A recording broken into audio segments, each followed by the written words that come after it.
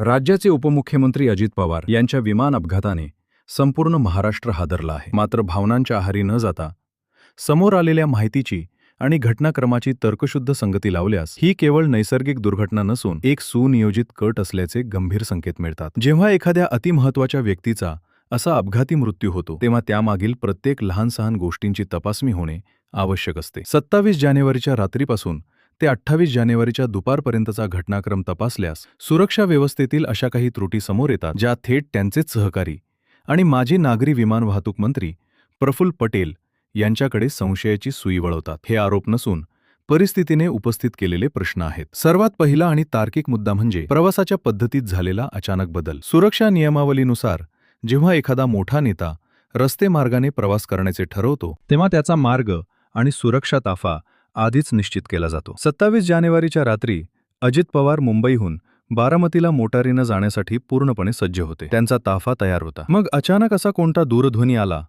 ज्यामुळे हा सुरक्षित आणि ठरलेला रस्ते प्रवास रद्द करावा लागला. विश्वासार्ह सूत्रांच्या माहितीनुसार तो संपर्क प्रफुल्ल पटेल यांनी साधला होता आणि कारण दिले गेले होते एका महत्त्वाच्या कामाचे किंवा कागदपत्रांचे. इथेच संशयाला जागा निर्माण होते. आजच्या तंत्रज्ञानाच्या युगात कोणतीही कागदपत्र सुरक्षितरित्या पाठवता येऊ शकतात. केवळ एका कामासाठी राज्याच्या उपमुख्यमंत्र्यांचा संपूर्ण प्रवास रद्द करणे आणि त्यांना मुंबईत थांबवून ठेवणे हे तर्काला पटणारे नाही. याचा अर्थ असा होतो की त्यांना त्या रात्री रोखून धरणे आणि दुसऱ्या दिवशी सकाळी विमान प्रवासासाठी भाग पाडणे हा या नियोजनाचा पहिला भाग असावा. दुसरा आणि तांत्रिकदृष्ट्या अत्यंत महत्त्वाचा मुद्दा म्हणजे वैमानिक बदल. विमान वाहतूक संचालनालयाच्या नियमानुसार अतिमहत्त्वाच्या व्यक्तींच्या उड्डाणासाठी केवळ विशिष्ट तासांचा अनुभव असलेले वैमानिकच दिले जातात. 28 जानेवारीच्या उड्डाणासाठी जे नियमित आणि अनुभवी वैमानिक नियोजित होते त्यांना ऐनवेळी रजेवर का पाठवण्यात आले आणि त्यांच्या जागी कमी अनुभव असलेल्या किंवा ज्यांना त्या विशिष्ट हवाई मार्गाची पूर्ण माहिती नव्हती अशा नवीन वैमानिकांना कामावर का रुजू केले गेले? विमान वाहतूक क्षेत्राचा गाढा अभ्यास असलेल्या प्रफुल्ल पटेल यांना हे नक्कीच माहीत आहे की वैमानिक बदलणे म्हणजे प्रवासाची सुरक्षितता धोक्यात आणणे. तरीही हा बदल कोणाच्या आदेशाने झाला? हा निर्णय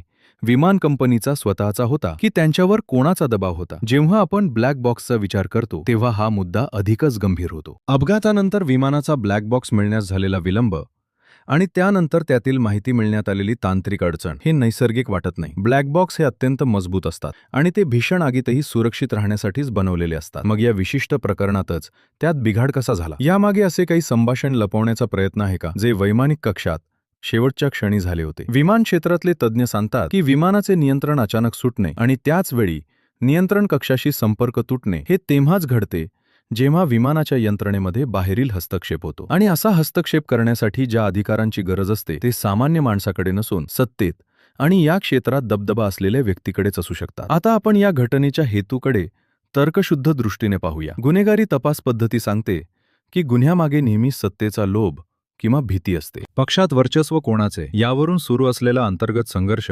लपून राहिलेला नाही. अजित पवार यांचे प्रशासनावरील नियंत्रण आणि पक्षातील स्थान हे दुसऱ्या गटासाठी अडचणीचे ठरत होते. त्यांना बाजूला केल्याशिवाय पक्षावर पूर्ण ताबा मिळवणे प्रफुल्ल पटेल यांच्या गटाला शक्य नव्हते. त्यामुळे अपघात हे एक हत्यार म्हणून वापरले गेले असण्याची दाट शक्यता नाकारता येत नाही. तसेच घटनास्थळावरील पुराव्यांशी झालेली छेडछाड या संशयाला बळकटी देते. अपघात झाल्यानंतर स्थानिक पोलीस पोहोचण्याआधीच काही खासगी वाहने तिथे कशी पोहोचली? त्यांनी तिथून काय नेले? प्रत्यक्षदर्शींच्या मते तिथे एक विशिष्ट काळी पिशवी होती जी दादांच्या सुरक्षा रक्षकांकडे नेहमी असायची. त्या पिशवीत अत्यंत संवेदनशील राजकीय कागदपत्रे होती असे मानले जाते. ती पिशवी पोलीस पंचनाम्यात का नोंदवली गेली नाही? ती पिशवी गायब होणे म्हणजे हा केवळ अपघात नव्हता तर काही विशिष्ट माहिती नष्ट करण्याचा हा प्रयत्न होता. विमानतळावरील चित्रीकरण यंत्रणा सीसीटीव्ही बंद असणे हा या प्रकरणातील सर्वात मोठा पुरावा आहे. मुंबई विमानतळासारख्या अतिसुरक्षित क्षेत्रात जिथे 24 तास पाळत असते तिथे नेमके उपमुख्यमंत्र्यांच्या प्रवासाच्या वेळीच कॅमेरे बंद असणे हे योगायोग असूच शकत नाही. हे तांत्रिक अपयश नसून हे मानवनिर्मित कृत्य आहे. त्या दिवशी विश्राम कक्षात काय घडले? दादा आणि पटेल यांच्यात काय चर्चा झाली? दादांच्या चेहऱ्यावर तणाव होता का? हे सर्व प्रश्न अनुत्तरित राहतात कारण त्याचे पुरावे नष्ट केले गेले आहेत. प्रफुल्ल पटेल यांचा या क्षेत्रातील जुना अनुभव पाहता त्यांना हे चांगले ठाऊक आहे की सुरक्षा यंत्रणेत कुठे त्रुटी असतात. या सर्व गोष्टींची साखळी जोडली तर एकच चित्र समोर येते. 27 जानेवारीच्या रात्रीचा दूरध्वनी हा प्रवासाची दिशा बदलण्यासाठी होता. 28 तारखेचा वैमानिक बदल हा विमानावर नियंत्रण मिळवण्यासाठी होता आणि त्यानंतरचा पुराव्यांचा नाश हा स्वतःला वाचवण्यासाठी होता. त्यामुळे जोपर्यंत या सर्व प्रश्नांची उत्तरे मिळत नाहीत तोपर्यंत हा अपघात नैसर्गिक मानणे चुकीचे ठरेल. हा एक नियोजित कट असल्याचे प्रबळ पुरावे तर्काच्या आधारावर सिद्ध होत आहेत आणि याची सखोल चौकशी होणे आवश्यक आहे. हे प्रकरण वरकरणी जितके साधे वाटते तितके ते नसून याच्या मुळाशी एक असे भयानक सत्य दडलेले आहे जे उकरून काढल्यास महाराष्ट्राच्या राजकारणातील अनेक दिग्गजांची झोप उडाल्याशिवाय राहणार नाही. आपण मागील भागात पाहिले की 27 जानेवारीच्या रात्रीचा तो दूरध्वनी, 2 आठवड्यांच्या सुट्टीवर पाठवलेले अनुभवी वैमानिक आणि 28 तारखेच्या सकाळी विमानतळावरील बंद पडलेली चित्रीकरण यंत्रणा, कॅमेरे, या गोष्टी केवळ योगायोग असूच शकत नाहीत. आता आपण या तपासाच्या अशा टप्प्यावर पोहोचलो आहोत जिथे या कटाची व्याप्ती आणि त्यामागील क्रूर नियोजनाचा थरार अधिकच गडद होत जातो. हे विमान प्रकरण जेवढं वरून साधं दिसतंय तेवढं ते काळं आहे. विमानाचा अपघात झाला की त्याला तांत्रिक बिघाड म्हणून मोकळं व्हायचं, ही जुनी पद्धत झाली. पण यावेळी घातपाताचा वास येतोय तो प्रफुल्ल पटेल यांच्या हालचालींमुळे. आपण पाहिलं की रस्ते प्रवास थांबवून दादांना विमानात बसवलं गेलं. पण विमान हवेत गेल्यावर नेमकं काय झालं हे समजून घेण्यासाठी आपल्याला त्या माहिती नोंदणी यंत्राकडे, ब्लॅक बॉक्स, जावं लागेल. विमानातलं हे यंत्र कधीच फुटत नाही, पण यावेळी ते खराब झालंय असं सांगितलं जातंय. हाच खरा बनाव आहे. प्रफुल्ल पटेल यांना या विमान व्यवहारातलं सगळं ज्ञान आहे. त्यांना चांगलं माहित आहे की पुरावा कसा नष्ट करायचा. जर त्या यंत्रातला आवाज बाहेर आला असता तर जगाला समजलं असतं की दादा शेवटच्या क्षणी काय ओरडत होते. विमानाचं नियंत्रण का सुटलंय किंवा यंत्रणा कोणी निकामी केली हे शब्द बाहेर येऊ नयेत, म्हणूनच ते यंत्र गायब किंवा खराब केलं गेलंय. दुसरा महत्वाचा मुद्दा म्हणजे त्या दिवशी विमानतळावर झालेली विमानाची तपासणी. 27 जानेवारीच्या रात्री जे मूळ कर्मचारी होते त्यांना बाजूला सारून प्रफुल्ल पटेलांच्या खास माणसांनी विमानाच्या इंजिनजवळ काय केलं? विमानाचं इंधन तपासलं तर त्यात काही सापडणार नाही, कारण खेळ इंधनात नाही तर इंजिनच्या संवेदनशील भागात केला गेला होता. विमानात अशा काही जागा असतात जिथे छोटीशी छेडछाड केली तरी काही वेळानंतर विमान हवेत असताना अचानक नियंत्रण सोडतं. प्रफुल्ल पटेल यांनी स्वतःच्या मंत्रिपदाच्या काळात अशा अनेक तांत्रिक गोष्टींचा अभ्यास केला होता, ज्याचा वापर त्यांनी यावेळी दादांचा काटा काढण्यासाठी केला. आणखी एक धक्कादायक गोष्ट म्हणजे अपघात झाल्यावर तिथे पोलीस पोहोचण्याआधीच पोहोचलेल्या त्या काळ्या गाड्या. गावकऱ्यांनी पाहिलं की काही अनोळखी माणसं विमानाचा ढिगारा उपसत होती. ते माणसं वाचवायला नाही तर दादांची ती काळी पिशवी शोधायला आले होते. त्या पिशवीत काय होतं? त्यात होती प्रफुल्ल पटेल आणि त्यांच्या गटाची कच्ची कुंडली. दादांकडे अशा अनेक फाईल्स होत्या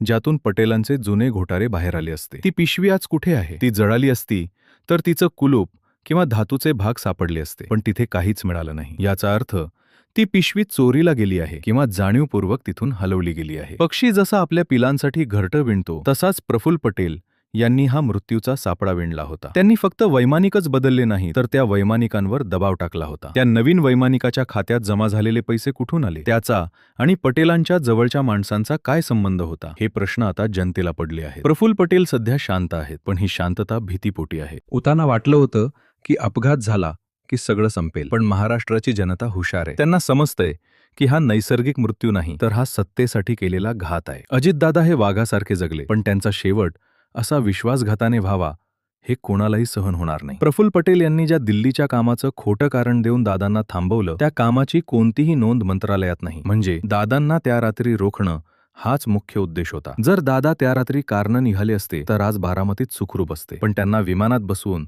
मृत्यूच्या दारात ढकलण्याचं पाप प्रफुल्ल पटेलांनी केलंय. हा तपास जोपर्यंत नीट होत नाही तोपर्यंत महाराष्ट्राचा हा संताप शांत होणार नाही. गद्दारीची शिक्षा काय असते हे येणारा काळच ठरवेल.